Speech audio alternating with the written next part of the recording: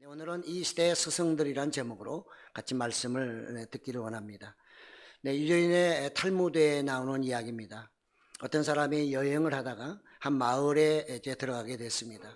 그래서 그 마을 사람에게 정말 이 마을을 지키는 사람을 만나고 싶다 이렇게 얘기를 했더니 이 말을 들은 이 사람이 경찰서장을 찾으시는구나 하면서 안내를 하려고 했습니다. 그러자 이 사람은 경찰서장이 아니라 지금 이 마을을 지키는 사람을 만나고 싶다고 또다시 얘기를 합니다. 그래서 이번에는 수비대장인가 보다 하고 수비대장에게 인도하려고 했더니 역시 그것도 아니라는 것입니다. 그분이 하는 말이 이 마을을 지키는 사람, 바로 마을의 납비들을 자기가 만나고 싶다 이렇게 얘기를 했다는 것이죠. 유대인들은 그들의 깊은 그 의식 속에 선생님을 아주 마을을 지키는 사람으로 이렇게 인식을 하고 있었습니다. 국가나 마을이나 크고 작은 공동체를 이끌어가는 사람은 바로 선생님이다. 그래서 그들은 스승을 공경하는 그런 문화를 갖게 됐고요. 그래서 오늘날 이스라엘이 정말 체계 민족이라 할 정도로 이 가르치고 또 나가 배우는 데 최선을 다하는 그런 나라임을 알 수가 있습니다. 오늘 본문은 정말 우리가 스승이 어떤 사람인가 하는 것을 알려주고 있고요. 또 스승으로서 내가 어떻게 살아가야 될 것인가 하는 것을 이 본문이 잘 우리에게 말씀하고 있는 걸 볼 수 있습니다. 세상에는 스승들이 많습니다. 또 우리는 어제가 스승의 날이었는데요. 이 스승이라고 하는 것은 우리는 그냥 가르치는 목회자나 교사들만 스승으로 생각하는데요. 그렇지 않습니다. 제가 말하는 스승은 바로 여러분들, 어머님, 부모님들이 가장 으뜸되는 스승의 자리에 있는 것입니다. 여러분들이 여러분의 자녀를 어떻게 가르치냐에 따라서 그들의 미래가 결정되는 것입니다. 그렇기 때문에 교회 스승도 있고 또 학교의 스승도 있지만 그분들도 굉장히 중요하죠. 그러나 가장 중요한 것은 바로 여러분 자신이 여러분의 가정에서 스승이라는 것, 이거를 잊으시면 절대 안 될 것입니다. 우리는 나가서 학교 선생님이나 또 우리 인생의 멘토들, 그리고 나가서 사회의 지도층들, 그리고 교계 리더들, 교회 어른들, 중직자들은 우리 교회 스승들입니다.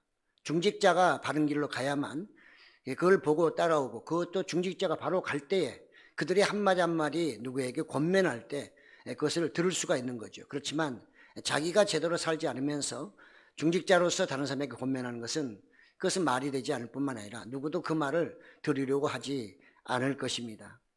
그렇기 때문에 우리는 이제 교회 학교 교사뿐만 아니라 여기서 있는 목회자도 마찬가지고 또 교육자들도 다 스승들에 해당되는 것입니다. 그래서 여러분도 스승이고 저도 스승입니다. 또 여러분과 저와 같이 있으면 제가 또 여러분에게 스승이 될 수도 있겠죠. 그러나 우리는 상대적으로 전부 다 스승이라는 걸 잊지 마시고요. 또 스승으로서, 제자로서 나는 어떻게 살아가고 있나, 내 위치를 내가 제대로 하고 있나, 오늘 말씀을 통해서 한번 우리가 서로 간에 깨닫는 시간이 되기를 원합니다. 네, 미국의 오하이주의 어떤 그 교회에 리믹스라는 교사가 있습니다. 이분은 그 오하이주에 이사를 오게 됐는데요. 어느 날 어느 교회에 찾아가서 내가 이 교회에 그 교사가 되고 싶다 그랬습니다. 담임 목사님이 상담을 한 이후에 하는 말씀이, 지금은 학생들이 적어서 당신에게 반을 나눠줄 만한 그런 여유가 없으므로 당신이 반을 만들면 어떻겠느냐 이렇게 얘기를 했습니다. 리믹스라는 사람은 거기에 시험 들지 않고 그 다음부터 자기가 전도하기 시작했습니다. 나가서 전도를 하다 보니 아이 셋을 만나게 됐고요. 그래서 그 아이들에게 부탁을 했습니다. 이번 주에 교회 나와, 내가 너희들이 내 반이 되어줬으면 좋겠다. 그랬더니 그들이 아주 또 약속을 하고 그 다음 주에 나오게 돼서 열심히 그들을 가르쳤고, 그분은 평생 교사로서 이제 봉직을 하게 된 거죠. 이후에 이 세 아이들이 성장해서 이 선생님의 생일 때 축하를 하고자 이렇게 또 여러 가지 내용들을 보냈습니다.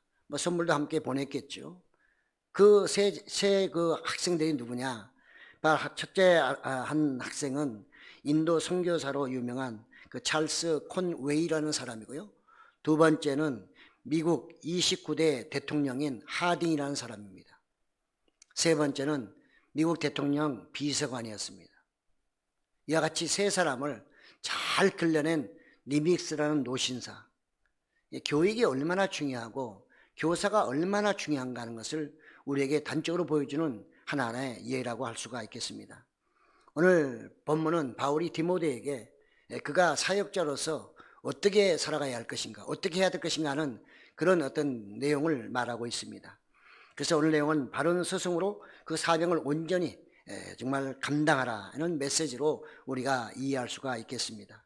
바울은 스승으로서 또 아버지로서, 영적 아버지로서 제자인 디모데에게 이와 같이 명령을 하는데, 그의 명령은 상당히 아주 권위가 있습니다.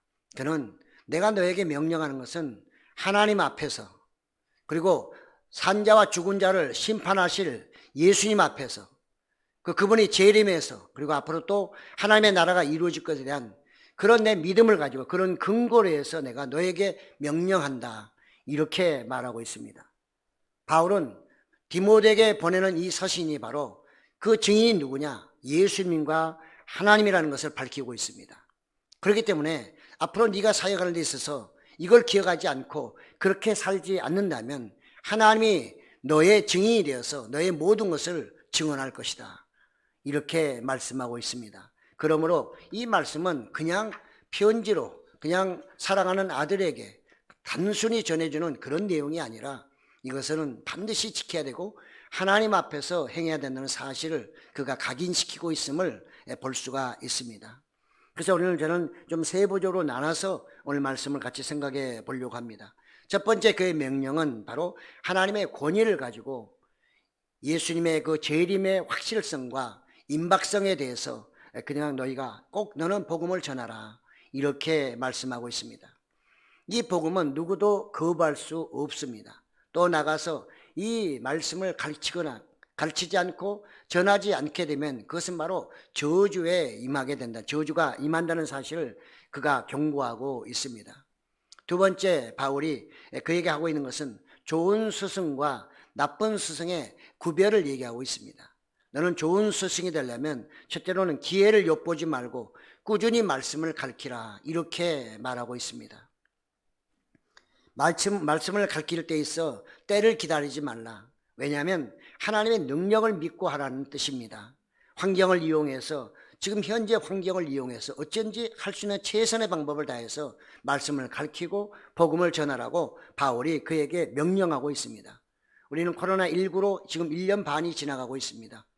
이런 상황 속에서 참으로 교회도 거의 둘로 나눠집니다. 열심히 전하는 교회와 아예 쉬고 있는 교회들로 이렇게 나눠지고 있는데, 오늘 바울의 말씀에 의하면 과연 어떤 사역자가, 또 어떤 교회가 참으로 하나님 앞에서 바른 교회이고 바른 사역자인지를 우리가 구별해 볼 수 있는 것입니다. 우리는 배우는 사람들은 마찬가지, 코로나19이기 때문에 그냥 게을고 나태하면서 적당히 신앙생활하는 것, 이것은 결코 옳지 않다는 것입니다. 바울은 그런 환경 탓하지 말고 네가 최선을 다해서 말씀을 가르치고 복음을 전하고, 또 그렇게 가르치려고 하면 당연히 배우려고 하는 상대도 있어야 되겠죠. 그래서 우리는 상황의 유불리에 따라서 복음을 가르치고 또는 말씀을 가르치는 이런 일을 하지 말라는 것입니다. 환영을 받든 못 받든, 또는 때가 됐든 안 됐든, 듣든 안 듣든 관계없이 너는 무조건 복음을 가르치고 또 전파하라고 그렇게 명령하고 있는 것입니다. 그 이유가 어디 있을까? 하나님의 말씀은 영감으로 기록된 것입니다. 이거는 사람들의 말이 아닌 것입니다. 그러므로 가르치고 전할 때 성령께서 역사하실 것을 바울은 굳게 믿고 있었기 때문에, 그리고 이 메시지는 한 영혼, 오늘 갈지 내일 갈지 모르는 그 영혼의 구원에 있기 때문에 바로 그것은 대단히 중요한 것이다. 그래서 그는 가르치는데 일시적이거나 또 단회적으로 하지 말고 꾸준히 계속해서 가르치라고 말씀하고 있습니다. 꾸준히 하라는 말씀은 듣는 사람 가까이 있으라는 뜻이 되겠고요. 다른 말로 말하면 언제나 적절하게 준비해서 끈질기게 권면하라, 이게 바로 가까이 하라라는 뜻입니다. 두 번째는 끝까지 오래 참고 복음으로 책망하고 훈계하고 격려하라고 말하고 있습니다. 바른 스승은 그 제자들이 성장할 때까지 가르치고 기다리는 것입니다. 예수님도 부활하신 이후에도 제자들을 가르치셨죠. 다 흩어져 버린 그들을 다시 그들이 모여졌을 때 가서 마지막 마무리를 깨끗이 하시고 그 다음 내 증인이 되라고 하시면서 그가 승천하셨던 것을 볼 수 있습니다. 그러므로 스승이란, 바른 스승은 농부의 마음을 가지고 뿌리고 기다려야 하는 것입니다. 우리는 자칫 잘못하면 가르치는 사람이 자기의 인내 한계로 모든 것을 판단해버리는 이런 어리석은 결정을 할 수도 있는 것입니다. 우리 목회자나 또 교사들이나 여러분 부모님들도 마찬가지. 그냥 가르치다가 힘들면 안 되겠다 포기하는 것이 아니라 포기는 하나님이 하시는 것이므로 우리는 끝까지 최선을 다해서 가르치고 또 가르치며 인내해야 하는 것이죠. 그래서 오래 참고 하라 이렇게 바울은 말하고 있습니다. 잘하게 하시는 분은 내가 아니고 여러분도 아니고 바로 하나님이시기 때문에 그런 것입니다. 고린도전서 3장 6절에 보니까 나는 심었고 아볼로는 물을 주었으되 오직 하나님께서 자라나게 하셨나니. 우리는 이 말씀을 굳게 믿고 실망좌절하지 않고 끝까지 여러분들 자녀들 잘 양육하시고 교사는 교사의 사명을 잘 감당해야 할 것이고 또 우리 교육자나 저는 최선을 다해서 정말 말씀을 가르치고 전해야 할 것입니다. 참 스승은 오류를 지적하고 올바르게 가르쳐야 하는 것입니다. 잘못된 길로 가는 제자를 책망할 줄도 알아야 하는 것입니다. 실수한 제자에게 증거를 제시하면서 그로 하여금 깨닫게 하고 회개하고 돌아올 수 있도록 이렇게 해야 하는 것입니다. 범죄하는 사람을 호되게 야단치는 것이 훈계입니다. 책망이나 훈계는 좋은 결과만 있지 않습니다. 그 책망과 훈계로 인해서 그 사람이 완전히 엉뚱한 길로 갈 수도 있고 또 좋은 길로 갈 수도 있지만 그것에 연연하여 책망하는 것을 훈계하는 것을 멈추지도 말고 중단하지도 말라고 이렇게 권면하고 있는 것입니다.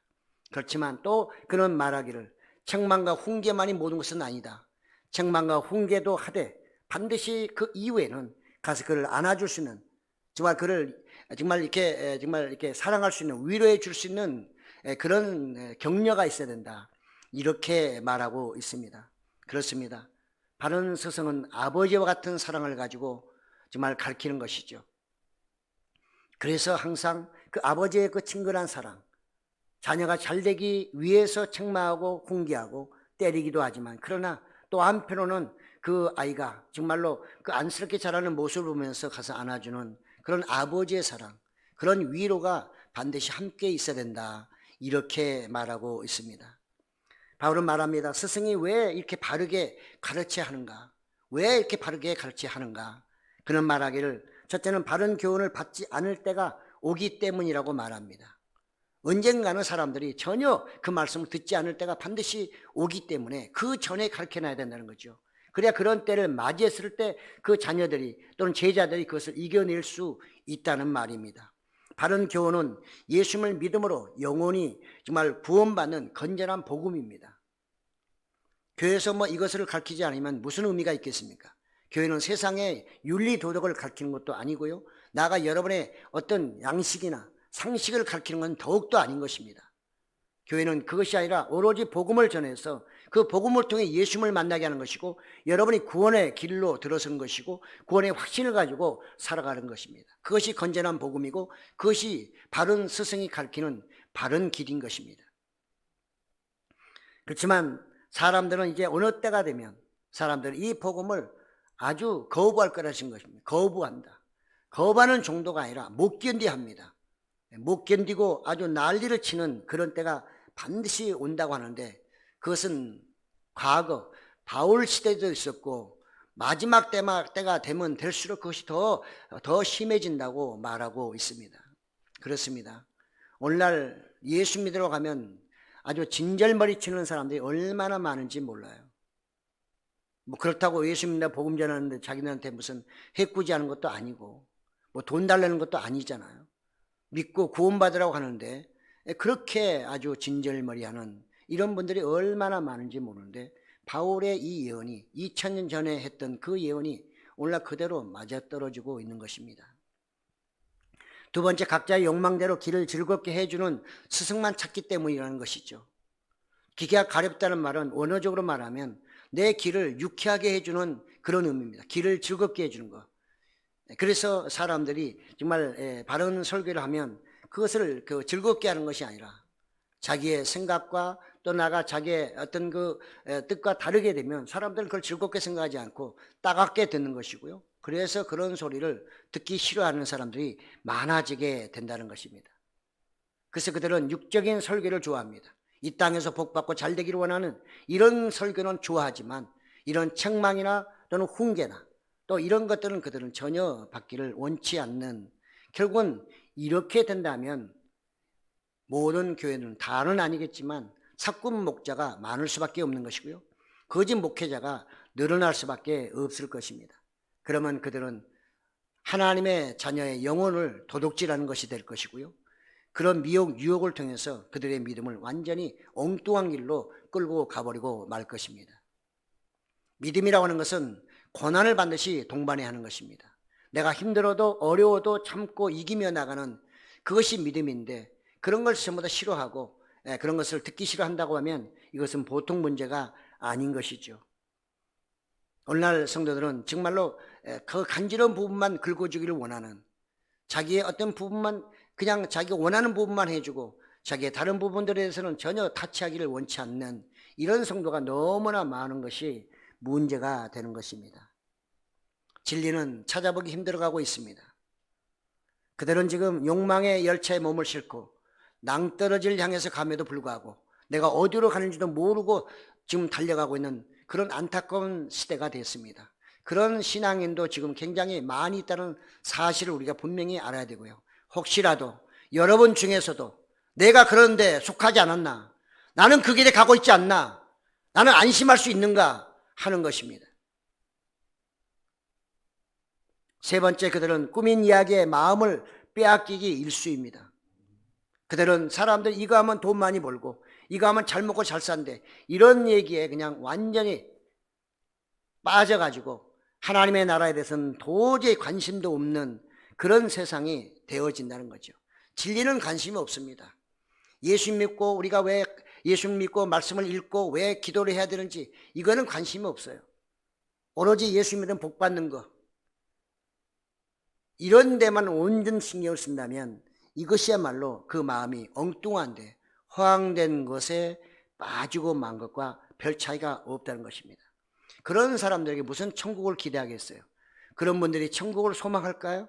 천국 얘기하면 귀담아 들을까요? 구원에 대해서 얘기하면 정말로 구원에 대한 가치를 인식할 수 있을까요? 힘들 것입니다.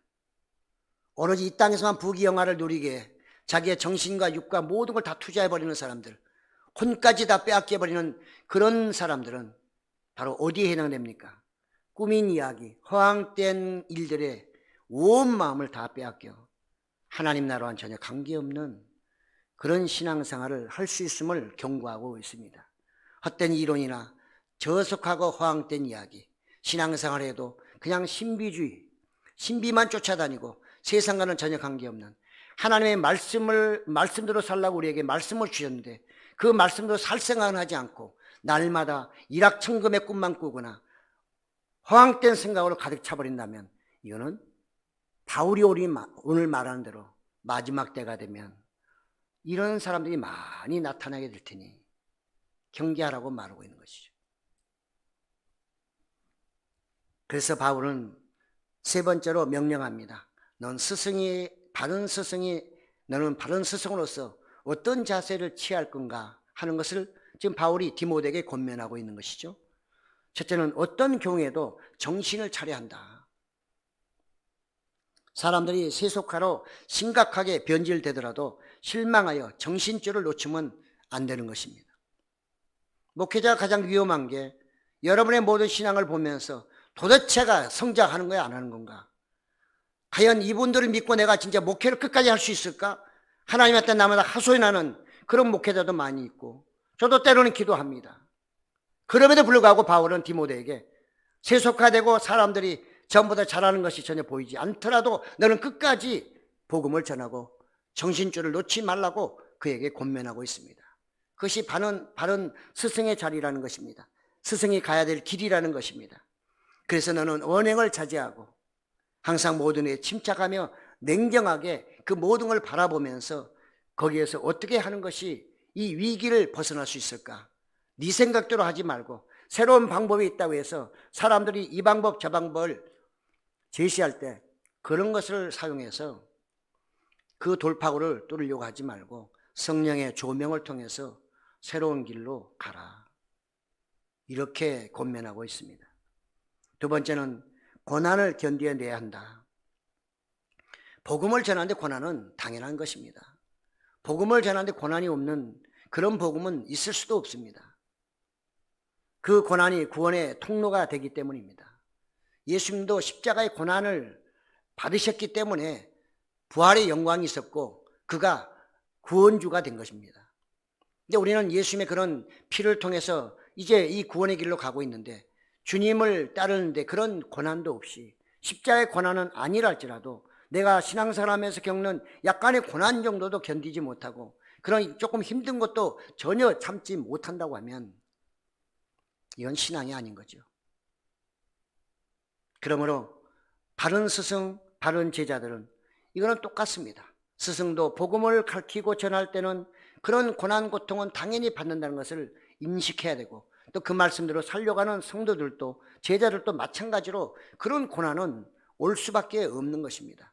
이걸 피하기 위해서 신앙생활을 게을리하거나 이걸 피하는 것이 믿음이라고 생각하는 것은 전혀 예수님의 생각과는 다른 것입니다. 예수님 분명히 제자에게 말씀하시기를 너희가 나를 따라오려거든 너희 각자의 십자가를 지고 나를 따라오라고 분명히 말씀하고 있습니다. 그러므로 고난은 예수님의 그 축복에 동참하는 것입니다. 고난 없는 축복은 있을 수가 없는 것입니다. 그래서 이 정말 바른 스승은 이 고난은 순례자가 겪는 당연한 것이다. 이렇게 믿고 가라고 우리에게 권면하고 있습니다.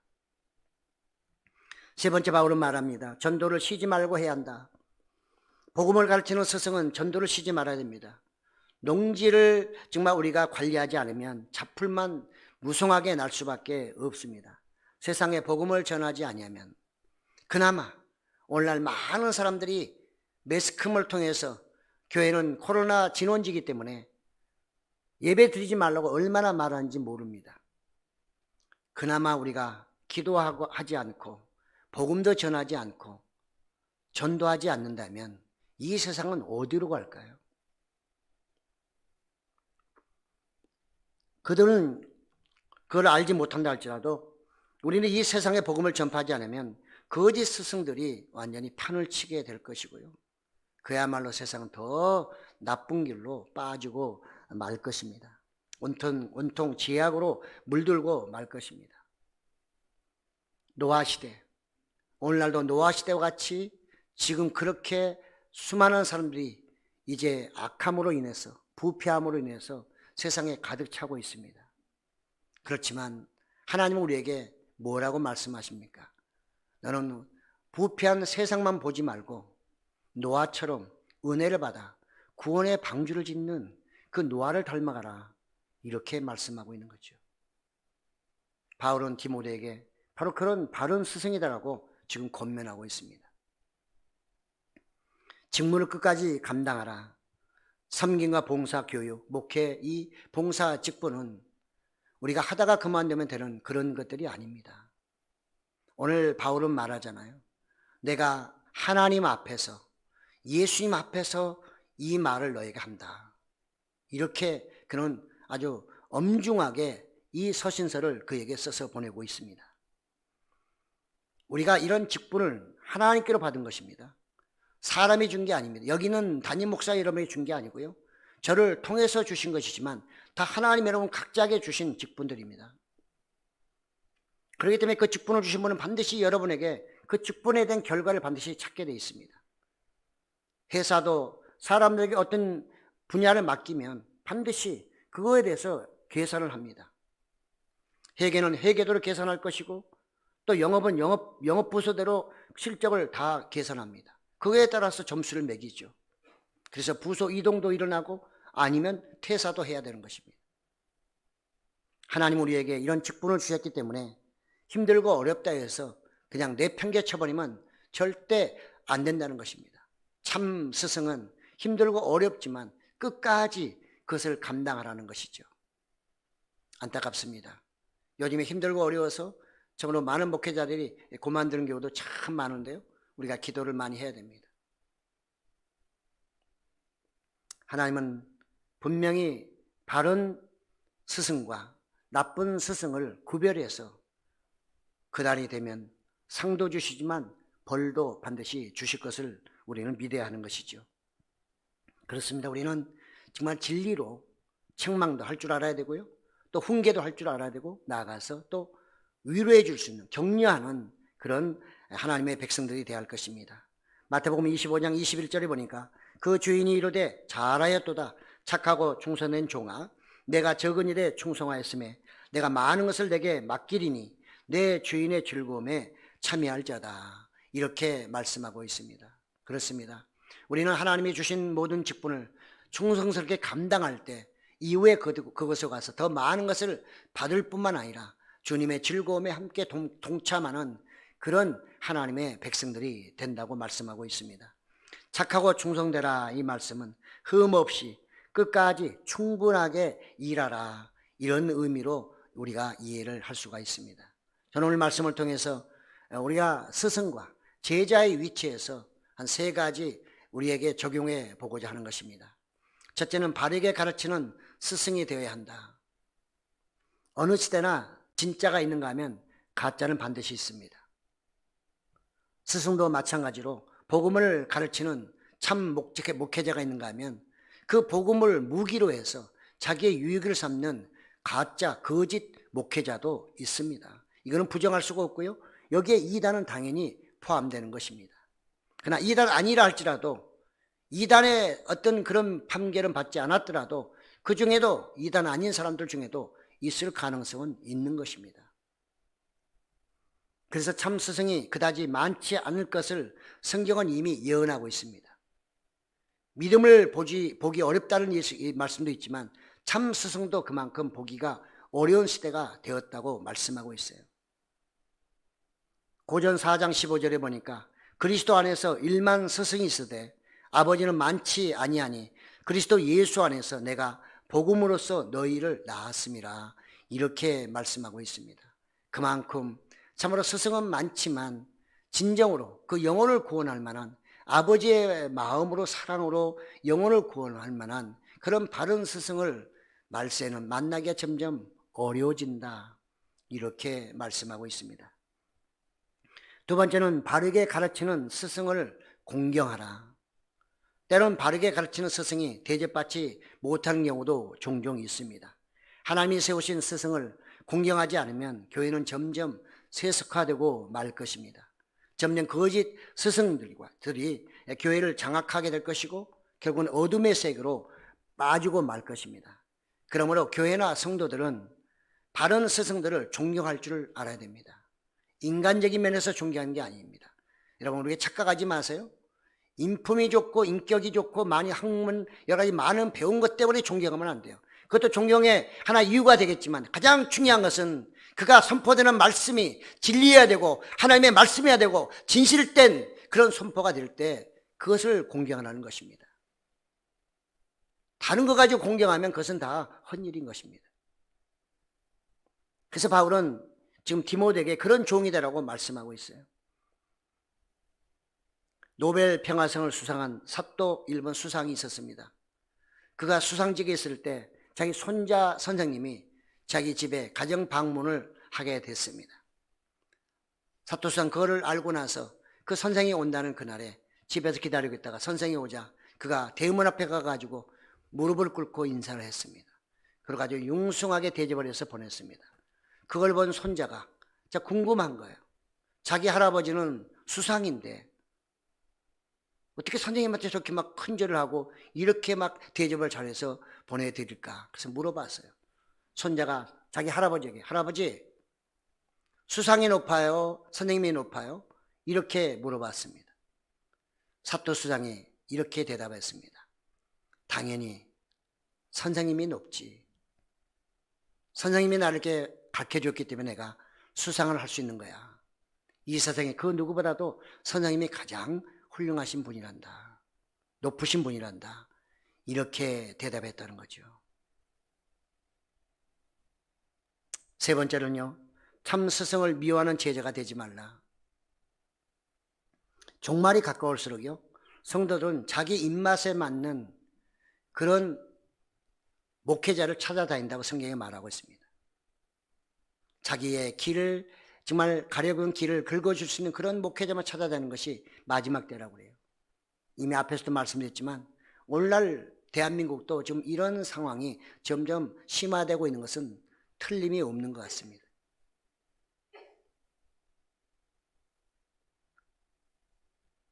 선포되는 말씀보다는 신앙의 편한 환경, 책망과 교훈이 없는 부드러운 설교, 인격적인 설교, 야단치지 않고 늘 부드럽게 좋은 목소리로 설교하는 그런 분의 설교를 훨씬 좋아하는 시대가 됐습니다. 사람들은 그런 설교를 너무 좋아하죠. 회개하는 소리도 듣기 싫어하고, 그래서 그런 설교자를 미워합니다. 직접적으로 미워하지는 않지만 그런 분의 설교를 잘 듣질 않아요. 그런 교회를 가지 않으려고 합니다. 그러니 그 교회를 미워할 수밖에 없는 것이고요. 미워하는 것이 되는 거죠, 실질적으로.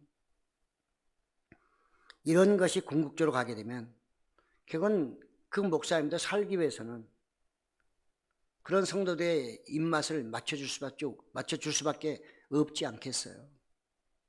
그의 미움은 그를, 목회자를 타락시켜버리는 것입니다. 사랑하는 성도 여러분, 목회자만 나쁘다고 욕하지 마세요. 목회자도 잘못된 사람들 많이 있어요. 성도들도 반드시 다 바른 성도고 옳고 책망받지 않을 성도라고 말할 수 있겠습니까? 똑같이 책임져야 되는 것입니다. 이는 공동체예요. 목회자가 잘못되고 성도는 옳고 그런 게 없습니다. 성도도 잘못됐기 때문에 목회자도 잘못되는 것입니다. 제대로 된 목회자라면 거기에 잘못된 성도들이 오래 견딜 수 없을 것입니다. 견디려고 하면 고쳐나가야 되는 거죠. 안 고치면 나갈 수밖에 없는 거예요. 견딜 수 없는데 어떻게 견디겠어요? 그러니 교회라고 하는 것이 목회자와 성도가 한 공동체로 가는 것이지 따로따로 그렇게 갈 수는 없는 거예요. 그렇기 때문에 교회가 잘못된다면 오늘날 이와 같이 우리가 세상에 조롱거리 나아가서 손가락질을 당한다면 목회자도 바른 목회자가 안 되고 있다는 증거일 뿐만 아니라 성도들도 바른 성도가 아니라는 증거인 것입니다. 그걸 어디에다가 손가락질하면 누구에게 욕할 것입니까? 나는 성도이기 때문에 늘 바른 목회하라고 목회자만 손가락질할 겁니까? 목회자는 나는 바른 말씀을 가르치는데 왜 당신들 그러냐고 또 여러분들만 날마다 책망할 것입니까? 아닙니다. 둘 다 회개하고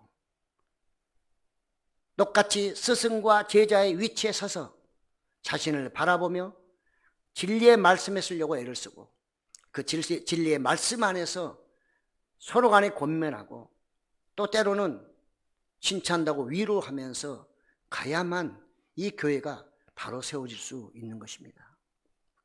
이 시대의 스승들입니다. 제목이. 과연 우리 하나교회는 이 시대에 어떤 스승들로 모여 계시나? 여기 저만 스승이 아니고 여러분도 다 스승이에요. 집에 가면 스승이고 아이들 앞에 서면 다 스승입니다. 중직자들 마찬가지 다 스승입니다. 여러분이 직접 가르치지 않아도 여러분의 그 모습, 여러분의 행동 자체가 다 여러분들은 스승의 위치에 있는 것입니다. 나의 조그마한 잘못된 행동이, 나의 조그마한 잘못된 모든 모습들이 다른 사람에게 얼마나 큰 영향을 미치고 있는가, 이걸 모른다고 하면 바로 내 기나 가렵고 가려운 길을 긁어주는 그런 목회자만 찾아야 되는 것과 별 차이가 없는 것입니다. 오늘날 참스승을 미워하는 제자가 되지 말라고 말씀하고 있는데요, 그렇게 되면 거기에는 구원이 없습니다. 그 열차는 구원 열차가 아니라 탈선한 열차가 되는 것입니다. 우리는 스승의 날을 맞이하여 세상 사람들은 선생님 찾아오면서 인사하고 고맙다고 하지만 우리는 예수님께 먼저 감사를 드려야 되고요. 또 우리 스스로 보면서 저는 더 바른 목회자가 되게 될 것이고 여러분 더 바른 성도가 되려고 서로 애를 쓸 때 이 날이 의미가 있는 것이죠. 디모데는 바울의 이런 경고의 메시지자 자기 목회 서신을 잘 적용해서 바른 길로 갈 때만 이 말씀이 의미가 있는 것이고 또 나가서 그가 바른 길로 갈 수가 있는 거죠. 이 말씀을 무시해버리면 절대 안 되는 것입니다. 마찬가지로 늘 제가 말씀을 선포하지만 여러분들 중에서도 마음에 드는 말씀은 자기가 소화시키고 마음에 안 드는 말씀은 다 기막아 버리고 이렇게 한다고 하면 가려운 기만 긁어주는 그런 주의 종들만 찾는 사람과 별 차이가 없습니다. 그러니까 변화가 안 되는 거예요. 왜 내가 변화가 안 되냐고요? 골고루 먹지 않기 때문에 변화 안 되는 겁니다. 편식하는 신앙인은 절대로 바르게 성장할 수 없습니다. 편식하면 큰일 납니다. 편식하면 언젠가는 성인병 걸리게 돼 있고요. 나중에 입원하게 돼 있어요. 그래서 학교에서도 그거 맞춰서 음식을 공급하잖아요. 영양사 두고요. 신앙도 마찬가지입니다. 지금 시대는요, 굉장히 암울한 시대입니다. 우리가 어디에 초점을 맞추고 어떤 가치관을 가지고 사느냐에 따라서 내가 이 시대에 좋은 스승이 될 수 있고 좋은 부모도 될 수 있고 좋은 멘토가 될 수 있지만 그렇지 않게 되면 나쁜 스승, 나쁜 교사, 나쁜 부모가 될 수 있는 것이고 그렇게 되면 다음 세대는 없는 겁니다. 예수님은 이런 말씀하셨어요. 마태복음 15장 14절에 보니까 그냥 두라. 그들은 맹인이 되어 맹인을 인도하는 자로다. 만일 맹인이 맹인을 인도하면 둘이 다 구덩이에 빠지리라. 우리 하나님은 절대로 저나 여러분이 다 눈을 뜬 정상인으로 천국에 가서 끝까지 가야지 맹인이 돼가지고 맹인을 또 따라가는 그런 성도가 한 분도 없으시기를 예수님의 이름으로 축복합니다. 아멘.